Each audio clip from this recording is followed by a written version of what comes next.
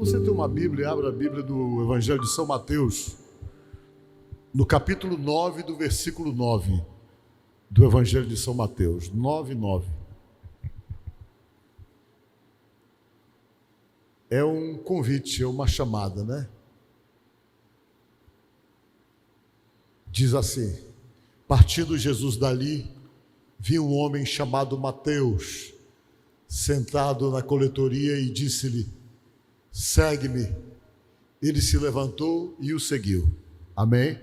Graças a Deus. Podemos assentar. Quero falar com vocês hoje sobre seguir a Jesus. Vocês sabem que esse negócio de seguir está muito em moda, né, hoje, né?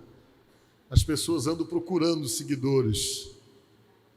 E eu estava lendo alguma coisa que me informava, por exemplo, que no Brasil o youtuber que tem mais seguidores é o Whindersson Nunes, que tem 40 milhões de seguidores, pessoas que seguem ele, tem uma visualização, parece que de 10 bilhões. Tem um outro chamado Felipe Neto, que antes fazia mensagens para criança, que é o terceiro, que tem em torno de 39,7 milhões de seguidores. Só perdem que é o primeiro, é um canal chamado Codizilla, é Codizilla o nome, que tem 59 milhões, parece-me. Pessoas que são vistas por milhões de pessoas praticamente no mundo inteiro. E isso tem rendido muito lucro às pessoas, porque isso aí dá, parece que não sei quantos dólares por 1000 visualizações. É muito dinheiro. E o pessoal está ficando rico por conta desse tipo de trabalho, né, que surgiu praticamente há menos de 20 anos. As pessoas estão ganhando dinheiro com isso. Mas eu não quero falar para você seguir nenhum desses, né? Mas eu quero falar para você alguém que você pode seguir e que pode fazer uma diferença tremenda na sua vida. Alguém que, quando seguido, implica exatamente mudanças em nossa própria vida, que, sem dúvida, cooperam para aquilo que a Bíblia chama de vida eterna, alguma coisa que se tem expectativa que vai acontecer, ou que começa a acontecer, depois que o nosso coração para de bater, o nosso cérebro para de funcionar, que realmente nós somos dados como mortos, nós começamos então a viver esse novo processo de vida, que a Bíblia chama de vida eterna. É o tipo da coisa que a gente fica às vezes pensando e nem gostamos muito de nos deter no fato de que um dia nós morreremos. É o tipo do assunto que não é bem-vindo para nós, mas é uma realidade inquestionável na vida de qualquer pessoa. E eu tenho explicado às pessoas muito sobre isso. Tenho falado que nós estamos aqui esperando a hora de vivermos a terceira fase da nossa vida. E essa terceira fase, ela vai chegar um dia e nós temos então que estarmos muito preparados para vivê-la. A primeira fase nós já vivemos, que era a fase que nós vivemos na barriga de nossa mãe. Hoje a gente sabe, por exemplo, que quando nós estamos lá, apesar de ser um período curto, dependendo então do ambiente externo, muita coisa pode nos influenciar dentro da barriga de nossa mãe, e nós podemos entrar nessa segunda fase agora que nós estamos até com sequelas, dependendo daquilo que a nossa mãe se permitir do momento em que estamos lá sendo gerados. Hoje é claro isso. Todo mundo sabe que de repente nós podemos então simplesmente chegar nessa segunda fase com patologia, se nossa mãe não for cuidadosa com a sua própria vida, para não gerar determinadas influências negativas em nós, ainda no ventre de nossa mãe. E nós vivemos essa primeira fase, e nós somos muito bem acostumados lá, porque você não lembra. Mas você era extremamente acostumado, você se alimentava, você vivia ali, ficava boiando, né, no líquido amniótico ali de um lado para o outro, parado, mas você vivia com consciência de coisa também, se acha hoje. Essa é a razão pela qual se combate muito a questão do comportamento daqueles que tentam impor uma política abortista, porque se entende que as pessoas, ou quando nós estamos nessa fase, nós sentimos, percebemos coisas. Só que depois vem Deus diz assim: está na hora de passar para a segunda fase. E a natureza começa a nos empurrar para essa fase que nós estamos agora. E o que é surpreendente, que nós parece que não queremos vir. A gente chega chorando para poder viver essa realidade aqui, uma realidade que a gente não conhecia, não sabia como funcionava, e de repente o nosso pulmão abre, eu acho que deve doer o pulmão, e a gente começa a experimentar uma nova forma de vida, porque quando nós estávamos lá na barriga de nossa mãe, a gente não precisava respirar, mas quando a gente chega aqui, o pulmão abre, entra aquela quantidade de oxigênio exatamente do pulmão, e a gente começa a viver essa vida, e nós vamos vivendo, e nós estamos aqui agora totalmente acostumados e adaptados a essa segunda fase. Só que a natureza diz que vai chegar um momento que você tem que passar para a terceira fase. E essa fase a gente passa, segundo a média, uma pessoa no Brasil tem uma média de vida de 74 anos, os homens, se não me falha a memória. Isso quer dizer que, na média, a maioria das pessoas, aos 74, já passaram para essa terceira fase. Essa fase que nós vamos passar depois. E quando a gente fala assim, a média é 74, a gente começa a fazer conta, né?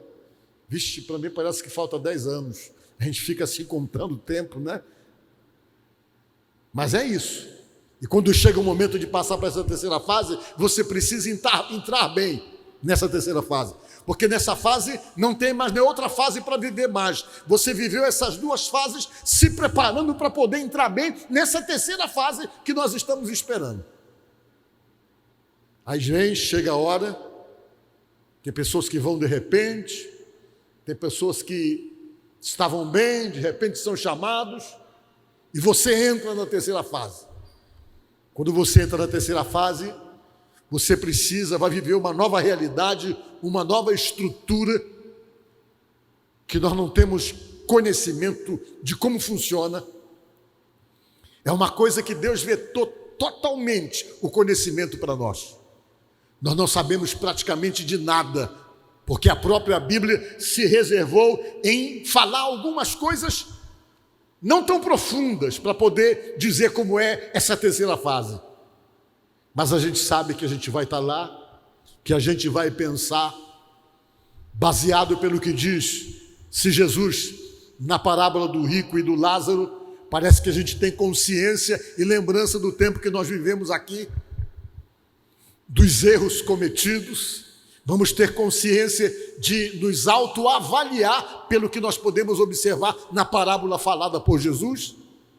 Mas o certo é que nós vamos ficar lá esperando realmente se concluir todos os acontecidos determinados por Deus, e para poder entrar bem lá, você precisa estar seguindo a pessoa certa, você precisa estar bem acompanhado. E para poder entrar bem nessa terceira fase, você precisa, de fato, ser um seguidor de Jesus, se você crê na Bíblia. Diga glória a Deus. A Bíblia diz que Jesus Cristo, quando começou o seu ministério, ele pregava em toda a Judéia e a Galileia. De uma região para outra, onde ele morava, onde ele costumava pregar, ele andava constantemente em torno de 200 quilômetros, andando por ali, pregando para as pessoas. E ele resolveu firmar a sua residência, se é que ele tinha uma residência, numa cidade chamada Cafarnaum, uma cidade portuária, na Galileia. Ele resolveu morar lá. Uma cidade quente, igual Teresina, bem quente. Se alguém tem a oportunidade de ir lá no período do verão, sabe que lá é muito quente. E ele morava ali. Ele não tinha uma casa, mas ele tinha amigos. E uma das famílias que ele praticamente adotou como sua foi a família de Pedro, o apóstolo. Tinha uma família que gostava muito dele, que recebeu ele muito bem, e ele então passou praticamente a ficar ali. Ali ele comia. Quando ele chegava de viagem da Judéia, que chegava na Galileia, era para a casa de Pedro que ele ia. E ali ele convivia com a maioria dos discípulos que eram exatamente dali, daqueles seguidores que ele escolheu. E ele ia sempre nessa viagem, e ele voltava para lá, ele viajava e voltava para lá, e ele precisava completar os seus números de seguidores. Naquela cidade morava um homem que era um homem que resolveu tomar uma atitude muito audaciosa. Ele resolveu se tornar publicano. E quando uma pessoa escolhia ser publicano, ele escolhia exatamente essa função sabendo que ele ia ter muita pressão sobre si e muita rejeição religiosa. As pessoas que escolhiam ser publicanos, eles simplesmente eram isolados. Havia um rompimento com a família. Havia casos em que a família, quando tomava conhecimento que alguém resolvia ou decidia ser publicano, a família fazia um funeral simbólico para tentar dizer que aquele ali havia morrido para toda a família, que não fazia mais parte da família, que era uma pessoa altamente rejeitada, tudo por força da religião, que vinha e simplesmente isolava as pessoas que faziam a escolha ou que decidiam serem publicanos. E o que era publicano? Publicano era funcionário público. Toda pessoa que escolhia ser naquela época funcionário público, ele sofria a rejeição, a punição do isolamento, a punição de não poder entrar no templo por ser uma pessoa completamente inadequada para qualquer prática religiosa, e os judeus então isolavam completamente essa pessoa.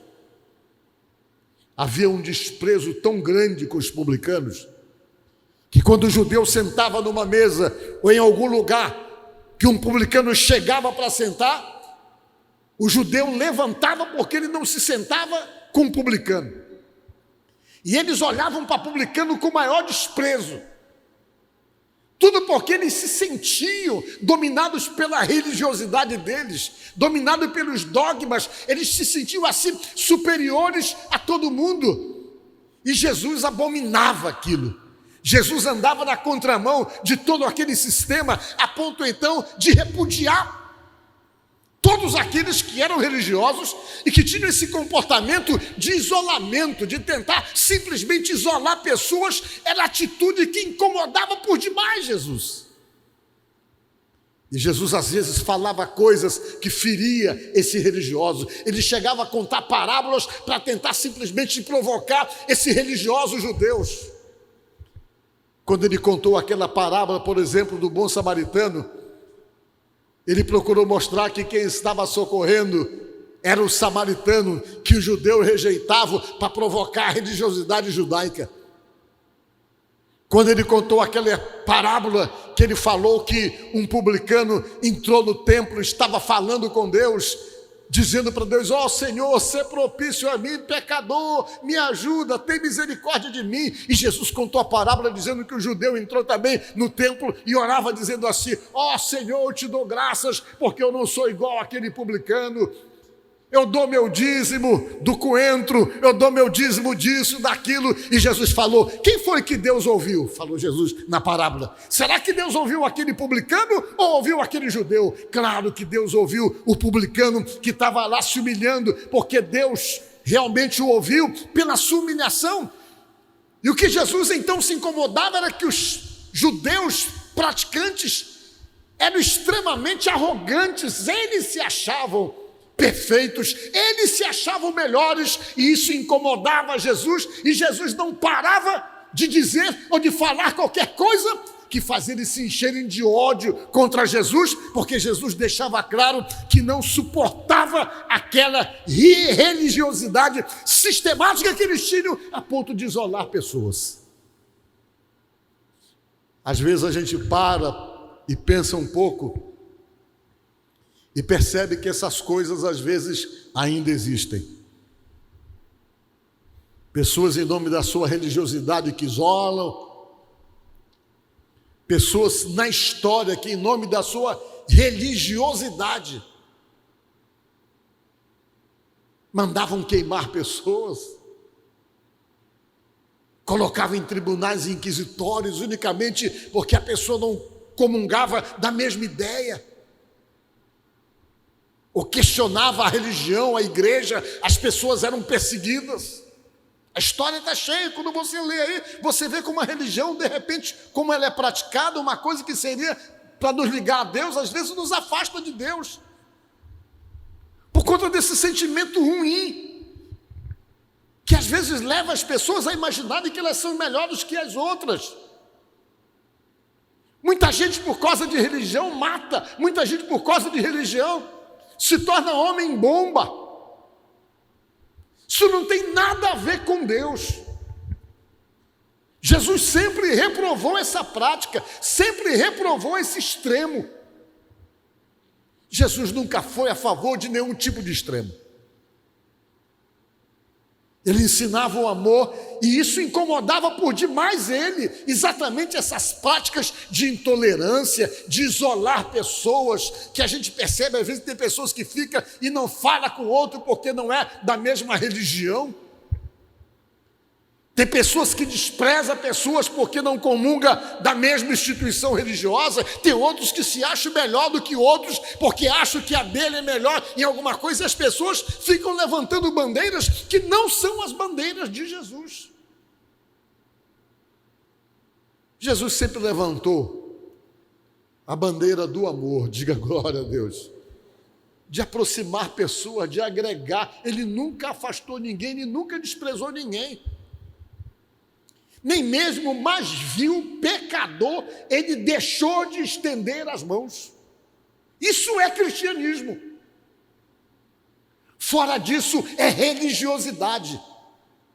Desprezo, indiferença, tentar simplesmente ter um comportamento de rejeição ao próximo. Não, nós não somos feitos para isso. Nós somos feitos para ajudar, para levantar quem está caído, para demonstrar amor em toda e qualquer circunstância. Fora disso, nós viramos fariseus. E fariseísmo ainda é perceptível nos dias de hoje, ainda se percebe exatamente essas atitudes que Jesus abominava, ele era contra. E esse rapaz chamado Mateus, que antes se chamava Levi, ele estava vivendo a vida dele já se permitindo esse desprezo e esse abandono. A religião abandonou ele estava proibido de entrar no templo, estava proibido de participar das celebrações, ele já estava numa situação difícil, aí ele osopilou. Ele pensou, bem, ninguém me quer, sou rejeitado, estou proibido disso, proibido daquilo, virou maluco. Ele resolveu se relacionar com as pessoas que tinham os mesmos problemas dele. Aqueles que eram classificados pela religião de publicanos e pecadores, eram chamados. Esses aí não tinham contato com quem era perfeito, com quem não tinha falha, pelo menos eles imaginavam isso. E toda a relação era exatamente com as pessoas que estavam niveladas por baixo dentro de uma situação de total rejeição. E Mateus resolveu ser funcionário público, ele era coletor de impostos.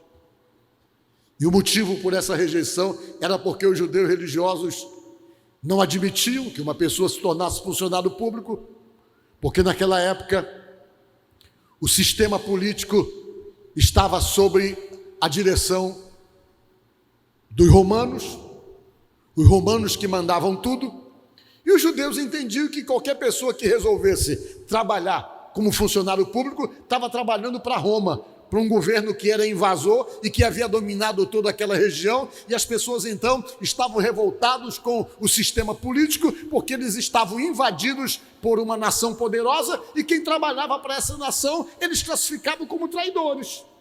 Não podia trabalhar para governo, porque se trabalhasse para governo era traidor.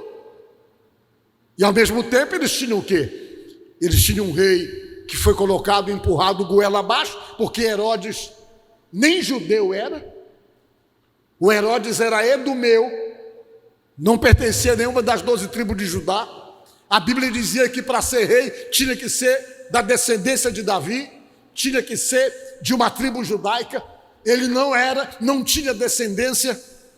não tinha sequência de reinado, e o povo se revoltava contra ele, mas ele estava lá, porque foi simplesmente colocado, empurrado goela abaixo, pelo sistema que havia dominado toda aquela região, um domínio que Deus havia permitido por desobediência.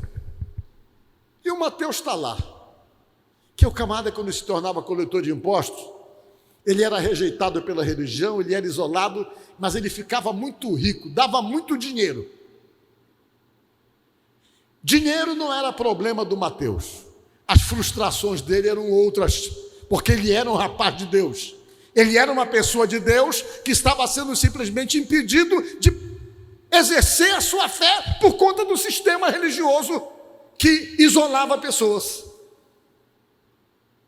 E Jesus já sabia disso com certeza. Toda viagem que Jesus vinha, se ele vinha do mar da Galileia, ele tinha que passar no porto. E se ele passasse no porto, estava lá o Mateus numa tendazinha olhando para Jesus, vendo Jesus sair, vendo Jesus chegar, mas ele não ousava se aproximar. Ele não ousava se aproximar, por quê? Porque ele também estava se sentindo rejeitado. Ele pensou que Jesus fosse fazer o mesmo, fosse rejeitá-lo como os demais. E ele, vendo Jesus, olhava, mas talvez com uma vontade de se aproximar, mas ele tinha medo, porque ele sabia que ele era publicano, e ele imaginava que Jesus era um judeu igual aos outros judeus, que isolava pessoas, que rejeitava pessoas, que desprezava pessoas. Talvez ele imaginava isso, e ele se manteve na posição dele assim, muito quietinho, talvez com medo dessa aproximação. Só que Jesus sabia tudo que se passava no coração dele. Eu imagino que cada vez que Jesus chegava naquele porto, que olhava para ele, que fazia uma leitura do coração dele, da alma dele, Jesus percebia que ele estava disponível, que ele era sensível, que ele queria aproximação, mas que não estava com coragem de fazer isso. Até que um dia foi o dia que Jesus resolveu o problema. Jesus chegou no porto, talvez de uma viagem, e foi lá na tenda dele. Ele está lá sentado, de repente Jesus aparece diante dele. Ei, rapaz, ele olhou. Eu quero que você me siga. Estou querendo que você venha me seguir. Sabe o que foi a resposta dele? É agora. Não vou nem deixar para amanhã. Isso é agora. Jesus disse: vem e segue-me. Na mesma hora ele largou a coletoria ali. Espera aí que eu só tenho uma coisa para fazer. Vou largar isso. Não quero mais saber disso. Eu vou me apegar nessa oportunidade. E, Senhor, eu quero mais ainda. Eu quero hoje romper com tudo aquilo que me separava de Deus. Eu quero romper. Quero parar com as minhas farras. Quero parar com as minhas orgias. Quero parar com a minha vida desregrada.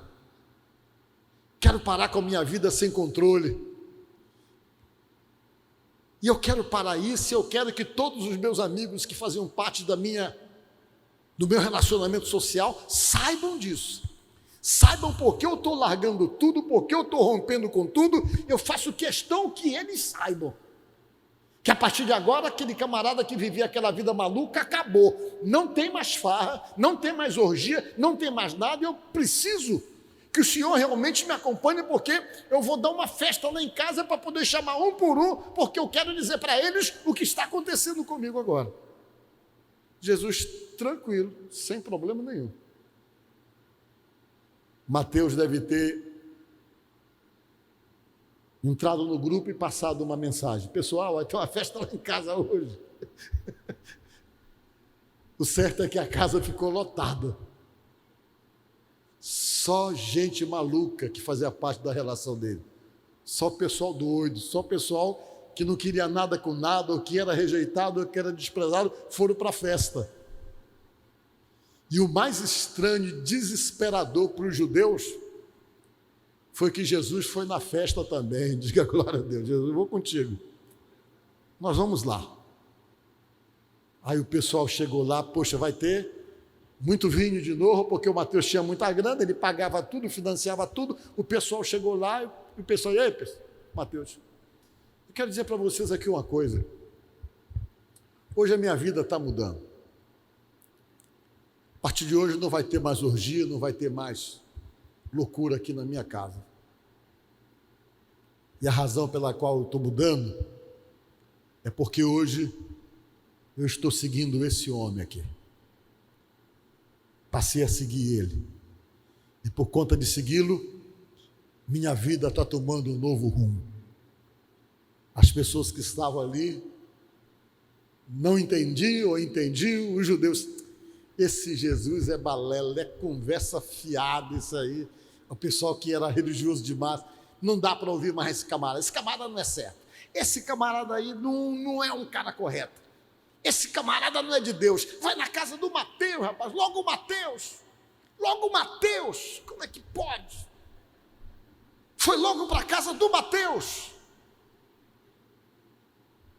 E Jesus então foi na casa dele, e por conta dessa ida até lá, talvez de pregar até para os amigos dele, eu creio que lá na hora outros amigos também mudaram o rumo da vida, e daquele dia em diante, Mateus rompeu com dinheiro, rompeu com poder, rompeu com a grana, rompeu com tudo e disse: eu vou te seguir.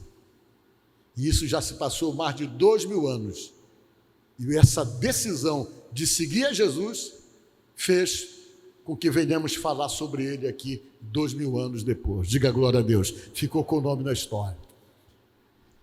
Por que eu estou pregando isso para você? Porque é isso que Jesus costuma dizer para você constantemente: vem, me segue, vem comigo. Mas às vezes a gente está tão preso em tantas coisas, tem tanta coisa que nos prende. Mas aí o que é que os outros vão falar? Vai ficar ruim para mim, minha família vai se levantar contra mim, meus amigos vão me chamar de alienados.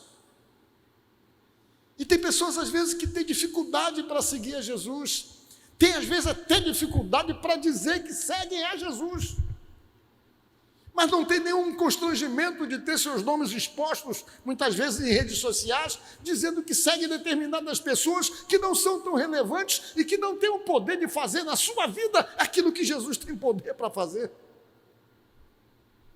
Tem gente que se orgulha de ser seguidor do fulano,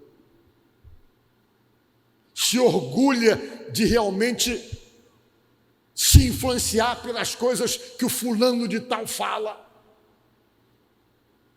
e que às vezes não tem o mesmo orgulho de se sentir seguidor de Jesus. E eu digo para você que seguir a Jesus implica numa série de acontecimentos na nossa própria vida, dos quais nós vamos precisar muito futuramente. E dentre as coisas das quais nós vamos precisar muito futuramente, e que está seguindo a Jesus é um fator determinante para nós então entrarmos bem, é a terceira fase da nossa própria vida. Vai chegar o dia que você vai estar deitado dentro de uma caixa,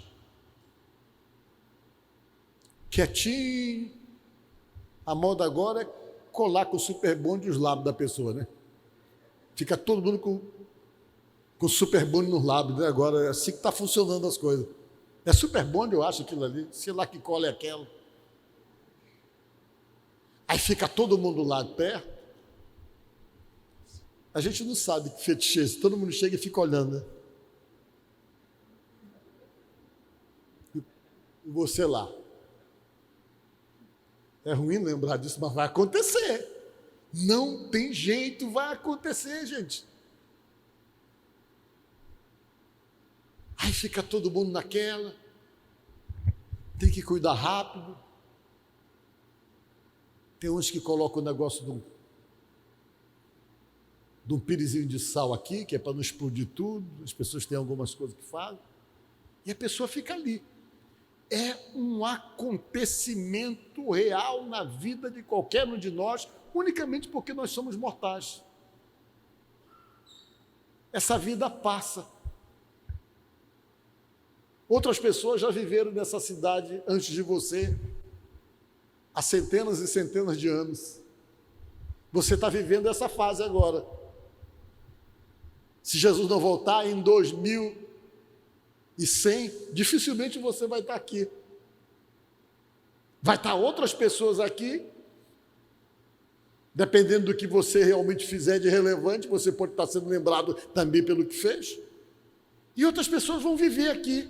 E você vai estar numa outra fase, e elas vão entrar ainda. Tem gente que ainda vai entrar nessa fase que nós estamos. E nós precisamos, então, estarmos bem e sermos seguidores de Jesus. Eu me lembrei de uma história que me contaram uma vez.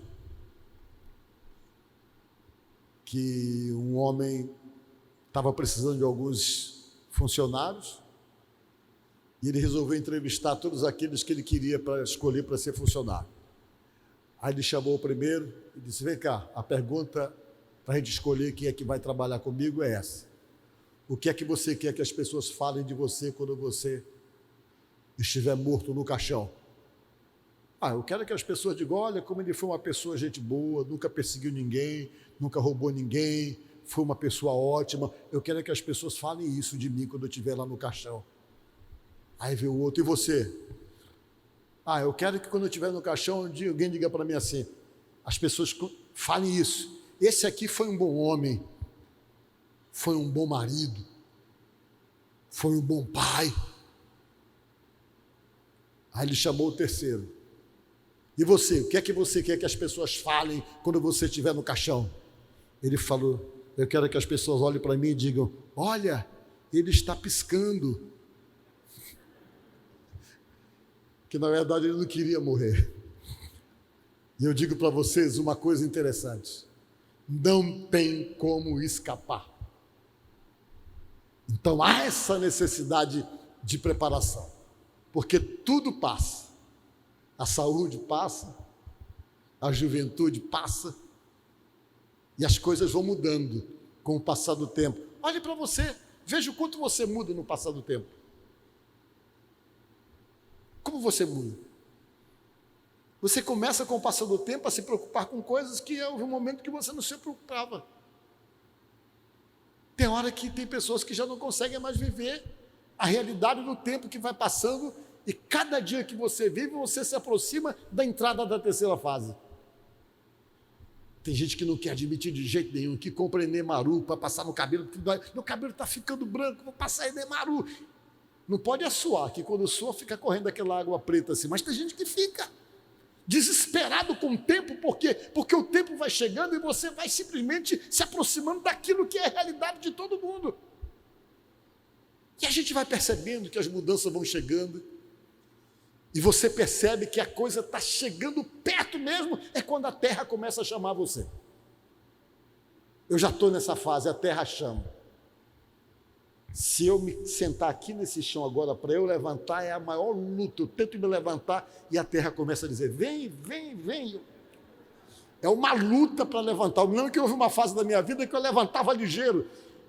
Eu pulava, quando eu via, eu estava no chão, eu pulava até assim, daquele jeito, igual malabarista, né? Hoje eu vou para levantar, é a terra chamando: vem, vem, eu vou, me esforço. Às vezes tem alguém que me pegar na mão para me puxar, porque a terra já está naquela fase de chamar. E isso é uma fase real, esse chamamento.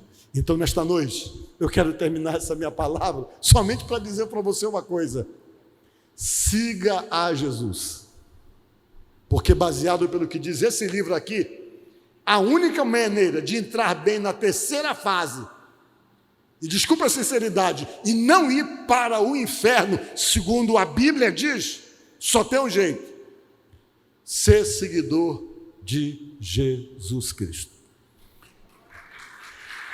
Amém?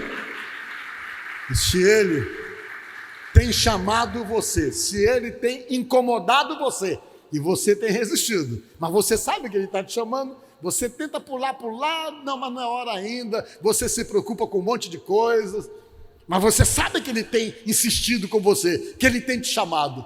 Não resista, como diz a própria palavra de Deus: se hoje ouvirdes a voz do Espírito Santo, não endureçais o vosso coração. Que Deus abençoe você, que Deus ajude você, e se você quiser fazer a sua inscrição para ser seguidor, e tomar essa decisão de seguidor, Eu vou fazer um apelo hoje. Mas o que é que eu vou fazer, pastor? Você só vai ser seguidor. O que é que vai mudar na minha vida? Nada. Ele vai mudar você. Valores e coisas, é Ele que faz. Essa mudança é operada por Jesus na vida da gente. Quando você vem e segue, Ele começa a mudar você. Você nem percebe. São as pessoas que convivem com você que percebem. Tu está diferente, o que foi que houve? Eles não percebem. E você diz, não, estou normal. Você nem percebe. Por quê? Porque essa mudança vai sendo processada pelo próprio Jesus que você decide seguir. E seguir a Jesus é se permitir um novo estilo de vida. É se permitir um novo estilo de vida. E quando você permite isso, Deus começa a trabalhar e a processar essa mudança. Amém?